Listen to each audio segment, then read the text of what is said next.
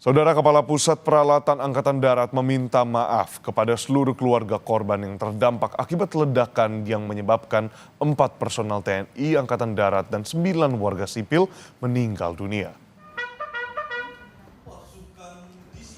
Hal ini disampaikan Kapus Palat saat datang ke rumah duka jenazah Kolonel CPL Antonius Hermawan di Bekasi, Jawa Barat sebelum jenazah diterbangkan ke Yogyakarta.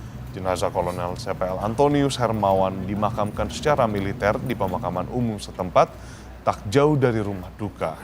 Isak tangis keluarga Kolonel CPL Antonius Hermawan pun tak tertahankan setelah jenazah tiba di Sleman.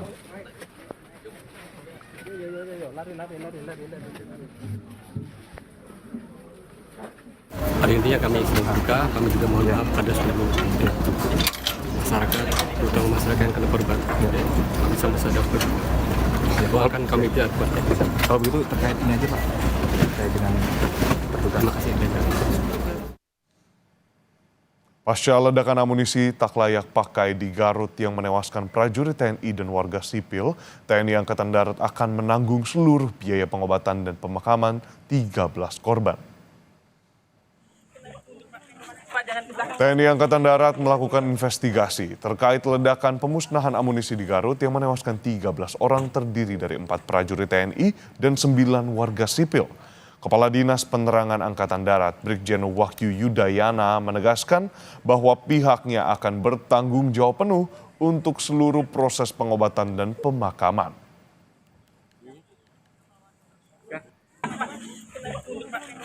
TNI Angkatan Darat bertanggung jawab secara penuh untuk membantu semua proses penanganan dan pemakaman para korban, baik yang berasal dari jajaran TNI Angkatan Darat maupun yang berasal dari masyarakat sekitar, di mana untuk warga masyarakat sekitar yang menjadi korban, jajaran Kodam 3 Siliwangi, Korem 062 Tarumanegara dan juga Kodim Garut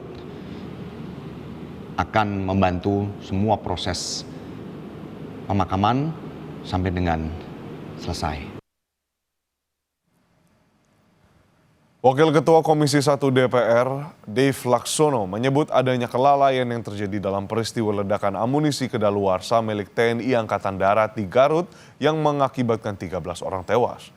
Dev menduga adanya pelaksanaan standar operasional prosedur atau SOP yang tidak tepat.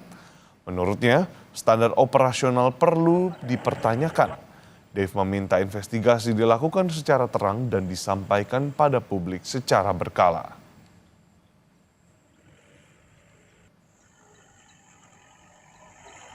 Ini telah menewaskan 13 orang, 4 personel TNI dan 9 warga sipil.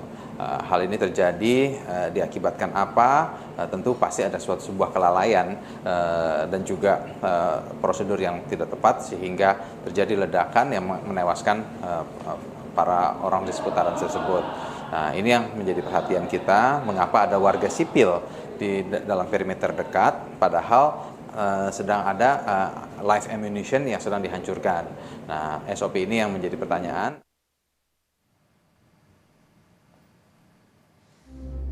Pasca peledakan amunisi kadaluarsa di Desa Sagara, Kecamatan Cibalong, Garut yang menewaskan 13 orang, lokasi pemusnahan amunisi sudah steril. Garis polisi terpasang untuk menghindari pihak yang tidak berkepentingan memasuki area lokasi peledakan. Pangdam 3 Siliwangi menerjunkan tim investigasi untuk mengusut peristiwa yang menewaskan 4 prajurit TNI.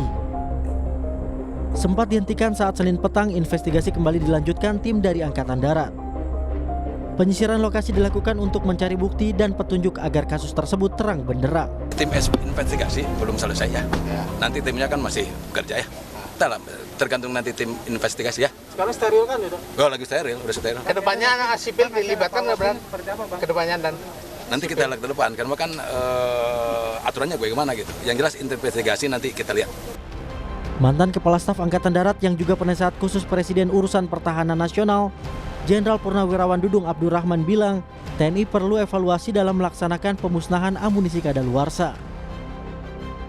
Dudung pun menegaskan proses pemusnahan harus dilakukan sesuai ketentuan tanpa melibatkan masyarakat.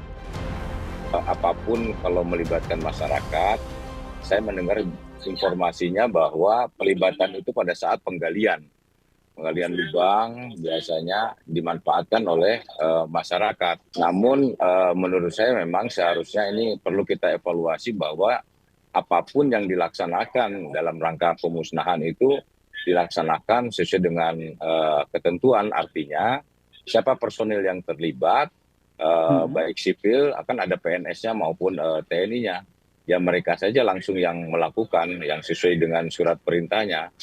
Nah ini kalau sudah seperti ini baru nanti akhirnya jadi muncul hal-hal yang memang perlu kita investigasi. Peledakan amunisi kadaluarsa di Garut Selatan mengakibatkan 13 orang tewas. 4 diantaranya prajurit TNI dan 9 dari warga sipil. Tim Liputan Kompas TV.